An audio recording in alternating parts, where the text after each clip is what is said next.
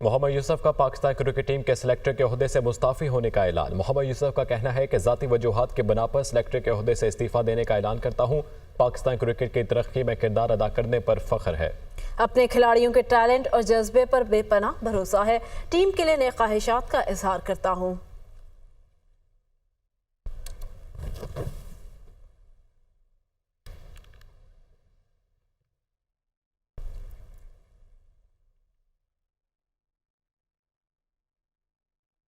حزب اللہ کے سربراہ حسن نصر اللہ اسرائیلی حملے میں شہید۔ حزب اللہ نے حسن نصر اللہ کی شہادت کی تصدیق کر دی۔ حزب اللہ کا اسرائیل کے خلاف جنگ جاری رکھنے کا اعلان۔ حملوں میں حسن نصر اللہ کی بیٹی زینب، سینئر رہنما علی کرکی اور 2 کمانڈر بھی شہید ہوئے۔ حسن نصر اللہ کی شہادت کے بعد نعیم قاسم حزب اللہ کے نئے سربراہ مقرر۔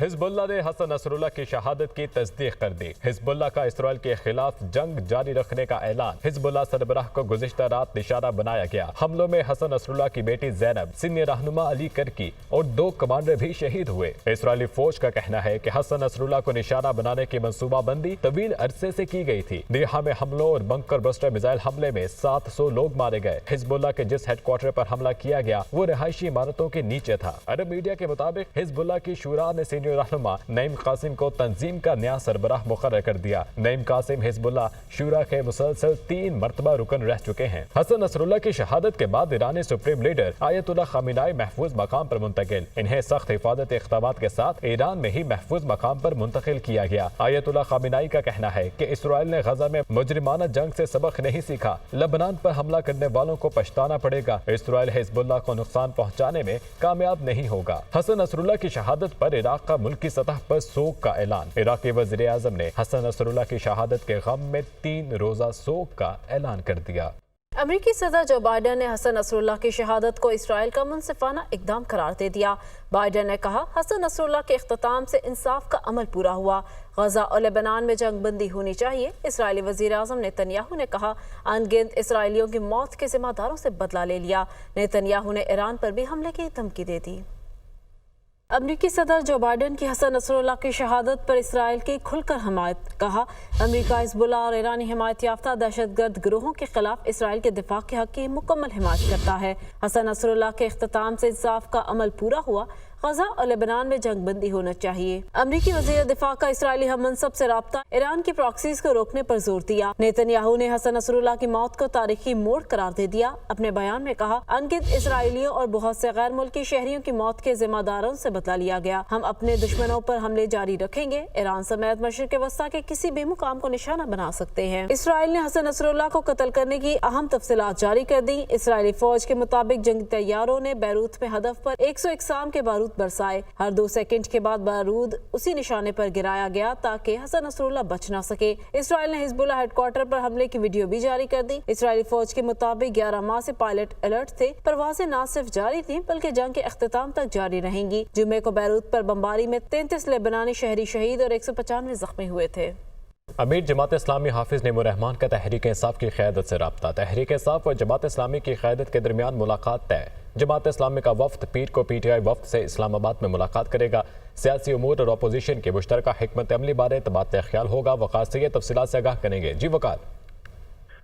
جی بالکل، جو ذرائع ہیں وہ یہ بتا رہے ہیں کہ حکومت مخالف اتحاد کے لیے پاکستان تحریک انصاف سے سیاسی جماعتوں نے رابطے کیے ہیں، جس میں جماعت اسلامی کے امیر جو ہے حافظ نعیم الرحمان نے پاکستان تحریک انصاف کی قیادت سے جو ہے وہ رابطہ کیا ہے، اور یہ بھی ذرائع بتا رہے ہیں کہ دونوں جماعتوں کے مابین جو ہے وہ ملاقات جو ہے وہ طے پائی ہے، اور پیر کے روز جماعت اسلامی کا وفد ہے وہ پاکستان تحریک انصاف کے وفد سے اسلام آباد میں جو ہے وہ ملاقات کرے گا، اور اس ملاقات میں سیاسی امور اور اپوزیشن کی مشترکہ حکمت عملی سے متعلق جو ہے وہ تبادلہ خیال کیا جائے گا۔ اس کے علاوہ جو جماعت اسلامی ہے اور پاکستان تحریک انصاف ہے وہ دونوں الگ پلیٹ فارم سے اس وقت جو ہے وہ سڑکوں پر احتجاج کیے ہوئے ہیں، جبکہ جماعت اسلامی کی جانب سے بھی جو ہے وہ دھرنے کی کال دی گئی ہے۔ اس سے متعلق بھی کوئی بریک تھرو کا امکان ہے کہ ہو سکتا ہے کہ آئندہ کے جو دونوں جماعتوں کے جو احتجاج ہوگا وہ مشترکہ بھی ہو سکتا ہے، لیکن اس سے قبل جو ہے یہ ملاقات انتہائی اہم ہے، جس میں باقاعدہ طور پر دونوں جماعتوں کے درمیان جو ہے وہ مشترکہ حکمت عملی اور اپوزیشن جو الائنس ہے اس میں شامل ہونے سے متعلق جو ہے فیصلے متوقع ہیں۔ جی ٹھیک ہے، بہت شکریہ وقار سید۔ वज़ीर आला खैबर पख्तूनख्वा अली अमीन गंडापुर ने इनकलाब का ऐलान कर दिया। कहते हैं इनकलाब के बगैर हमारे पास कोई हल नहीं। आखिरी वार्निंग है, सबको पैगाम है, अवाम के फैसले अवाम को करने दें। तमाम कबाइल हमारी पार्टी में हैं, कबाइल जिरगा करें और मुत्तहिद हों। हम पर गोलियां बरसाई गई, हमारे कारकुन जख्मी हैं। अगर कोई समझता है कि हमें मारेगा तो वो मरने के लिए तैयार रहे।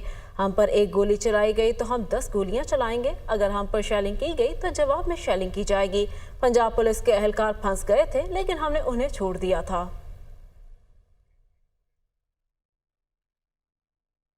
गवर्नर खैबर पख्तूनख्वा फैसल करीम कुंडी का कहना है कि पीपल्स पार्टी और नून लीग का आईनी तरामीम पर अपना अपना ड्राफ्ट है। पूरी कोशिश है आईनी वफाकी अदालतों को कायम करें। मौलाना फजलुर रहमान PTI के सियासी मसीहा बने हुए हैं। ये लोग मौलाना फजलुर रहमान को पता नहीं क्या कुछ कहते थे। कहा कि खैबर पख्तूनख्वा दोबारा बदअमनी की नजर हो गया। DI खान से कोहाट तक इलाका नो गो एरिया बन गया है। KP हुकूमत सिर्फ करप्शन के नारे पर चल रही है। फैसल करीम कुंडी मुल्तान में प्रेस कॉन्फ्रेंस कर रहे थे। मौलाना फजल रहमान के साथ जो मसौदा है वो अपना तैयार करते हैं, उनके अपने ड्राफ्ट है, हमारा अपना ड्राफ्ट है, PMLN का अपना ड्राफ्ट है। तो प्रॉब्लम ये है कि सियासतदानों केस हम कहते हैं कि ये जो है आइनी कोर्ट्स हों जहाँ पे पॉलिटिकल केस होने जाए और सुप्रीम कोर्ट में और हाई कोर्ट्स में अवाम के अलहदा अवाम के मसाइल भी हल हों। लिहाजा इसलिए हम कह रहे हैं कि एक आइनी कोर्ट इसलिए होने चाहिए। इस वक्त खैबर पख्तूनख्वा दोबारा जो है बदअमनी की नज़र होगी। आप हमारे पड़ोस में हैं, DI खान से लेके कोहाट तक तो अक्सरियती इलाका नो गो एरिया बन चुका है। हुकूमत की रिट वहाँ पर मौजूद नहीं है। कराची में पानी की किल्लत का मसला संगीन सूरत हाल इख्तियार करने लगा। कई इलाकों में ज़ेरे ज़मीन पानी की सतह मज़ीद नीचे हो गई। शहरी पानी के हसूल के लिए बोरिंग पर लाखों रुपए खर्च करने पर मजबूर हैं। लोगों का कहना है कि इंतज़ामिया पानी फराहम करे तो बोरिंग की ज़रूरत ना पड़े। इस हवाले से बात करते हैं अपने नुमाइंदगान से। पानी के हसूल के लिए शहरी बोरिंग पर लाखों रुपए खर्च करने पर मजबूर है। इस हवाले से सबसे पहले बात करेंगे, शहबाज खान हमारे साथ मौजूद हैं। शहबाज, लाखों रुपए किए जा रहे हैं तो क्या अमली इक़दाम जो हुकूमत की जानिब से किए गए हैं? जी बिल्कुल, कराची के मुख्तलिफ इलाकों में पानी की अदम फराहमी का जो मसला है वो संगीन सूरत हाल इख्तियार करता चला जा रहा है और शहरी मजबूर हो गए हैं कि पानी के हसूल के लिए वो ज़ेरे ज़मीन सतह से जो है वो पानी निकाले, जिसके लिए वो बोरिंग कराते हैं और बोरिंग उनकी जेबों पर जो है वो काफ़ी इसका बोझ भी पड़ता है। इस वक्त हमारे साथ कुछ शहरी मौजूद हैं, उनसे हम जानने की कोशिश करते हैं कि बोरिंग कराने के बाद आया उनका ये मसला हल होता है या नहीं। हर कोई ज़ाती तौर पर बोरिंग करवा तो सकता नहीं है। हाँ, कुछ ऐसे अफराद हैं जिन्होंने ज़ाती तौर पर करवाएं, बाकी चंदा लेकर करने में 3 लाख 2.5 लाख इस तरह के अखराजात हैं।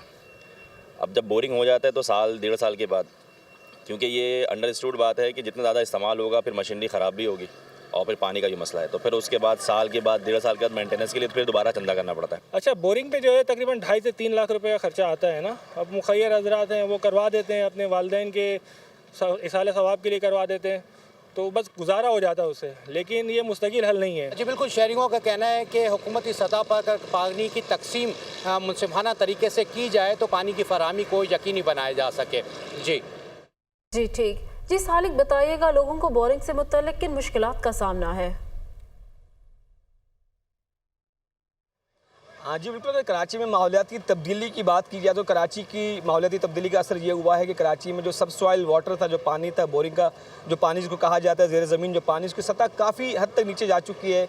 एक आम इलाके जहाँ पर पहले 10 से 15-20 फीट के जो उस पर तय में जाने के बाद पानी मिल जाता था, लेकिन अभी उन्हीं इलाकों में 150 से 200 फीट के जो है गहरी बोरिंग करनी पड़ती है, फिर उसके बाद जाके कहीं पानी मिलता है। और कराची का जो इलाका है रंचुलान, यहाँ की जो मरकज़ी मार्केट है, यहाँ पर एक ठेकेदार हैं जो बोरिंग का काम करते हैं। समंदर के जितने करीब इलाके इनमें पानी जो है ना बहुत करीब था। अभी जितने फासले पर जाओगे समंदर से उतना पानी जो है ना डीप होता जाएगा। 300, 400, 500 फुट तक भी जाना पड़ जाता है कहीं कहीं पर। माहौलियाती तब्दीली की वजह से ज़मीन काफ़ी खुश्क है और यहाँ पर बारिशें ना होने की वजह से और जो माहौलियाती आलूदगी की वजह से इस असरात कराची की ज़मीन पर भी पड़ रहे हैं। खुदा न खासा माहिरीन ये कहते हैं कि जो जितनी ज़्यादा सब सॉइलिंग का वाटर जो पानी निकल रहा है, ज़मीन अंदर से भुरभुरी हो रही है और किसी भी ज़लज़ले या दीगर जो कुदरती आफात उसके नतीजे में काफ़ी नुकसानदेह साबित हो सकती है। जी ठीक है सालिक, हमारे साथ ही मौजूद रहिएगा। और माहिरीन का ये कहना है कि कराची में पानी की डिमांड बढ़ी है, लेकिन जितना पानी चाहिए उस हिसाब से पानी की सतह में इजाफा नहीं हो रहा है। लुबना मुमताज़ इस वक्त माहिर माहौलियात डॉक्टर आमिर के साथ मौजूद हैं, उनसे इस बारे में मजीद गुफ्तगू करेंगे। जी लुबना। जी बिल्कुल, कराची में ज़ेर ज़मीन पानी की सतह जो है वो ख़तरनाक हद तक नीचे जा चुकी है। शहर में पानी की किल्लत की वजह से जगह जगह बोरिंग हो रही है, जिसके लिए तकरीबन 450 फीट गहराई होना लाजमी हो गया है। मैं इस वक्त माहिर मौलियात डॉक्टर आमिर के साथ मौजूद हूँ। इनसे जानते हैं कि पानी की सतह इस हद तक नीचे जाने की वजूहात क्या है और इनका तदारुक कैसे मुमकिन है। जी बताइएगा। वाटर की डिमांड जो है वो बढ़ गई हैं। तकरीबन कराची में अगर हम देखें तो हर 5 साल में हमें 100 MGD सरप्लस वाटर हमें चाहिए होता है, इजाफी पानी जिसको हम कहते हैं। तो इस चीज़ को पूरा करने के लिए जगह जगह लोगों ने अब बोरिंग करवाना शुरू की है और ये प्रैक्टिस पिछले 10 सालों में बहुत ज़्यादा हमें नज़र आ रही है। और यही वजह है कि पहले पानी 120 फीट और 130 फीट पे हमें मिल जाता था, लेकिन अब उसी जगह पे पानी जो है वो 250 से 400 फीट तक चला गया है। जी बिल्कुल, डॉक्टर साहब का कहना भी यही था कि जो कराची में बारिशों का पानी है उसको स्टोर करने का मुनासिब इंतज़ाम नहीं है और जो RO प्लांट्स वाले हैं की वजह से भी पानी की जो सतह है, ज़ेर ज़मीन पानी की सतह, वो काफ़ी हद तक नीचे जा चुकी है। जी ठीक लुबना। बोरिंग मीटर के हवाले से एहसन चांडियों से जान लेते हैं जो इस वक्त MD वाटर बोर्ड के साथ मौजूद है। जी एहसन बताइए। जी बिल्कुल, देखिए कराची में पानी का सालों साल से एक बड़ा मसला है जो हल होने का नाम नहीं ले रहा और उसके दूसरी जानिब अगर देखा जाए तो पानी की सतह जो है वो कराची शहर में कम होती जा रही है और इसके लिए क्या इंतज़ामात किए जा रहे हैं। हमारे साथ मौजूद हैं MD water board Syed Salahuddin साहब। देखिए, जब तक कि आप इन तमाम लोगों को ये बावर नहीं कराएंगे कि आप जिस पैमाने पे इसकी एब्स्ट्रैक्शन कर रहे हैं ये अनचेक नहीं हो सकती, इनडिस्क्रिमिनेट नहीं हो सकती, तो लिहाजा उसके ऊपर मीटर लगने का जो है वो हुक्म सादर फरमा दिया गया है। और आपको ये जान के खुशी होगी कि जो मुअज़्ज़ज़ अदालत आलिया हैं उन्होंने भी इसका नोटिस लेते हुए हमें ताकीद की है कि Karachi water and sewerage corporation जो है इस रेगुलेशंस का निफाज अमल में लाए। उनका कहना था कि कोर्ट की जानिब से भी इन लोगों को तंबीह की गई है डिपार्टमेंट को कि वो इस मामलों को हल करें और इसके लिए ख़ास तौर पर ये जो बोरिंग वाला और ये दीगर मामलात हैं उसके लिए लाइसेंस दिए जाएँ और कानूनी तकाज़े सारे देखने के बाद ये जारी किए जाएँ।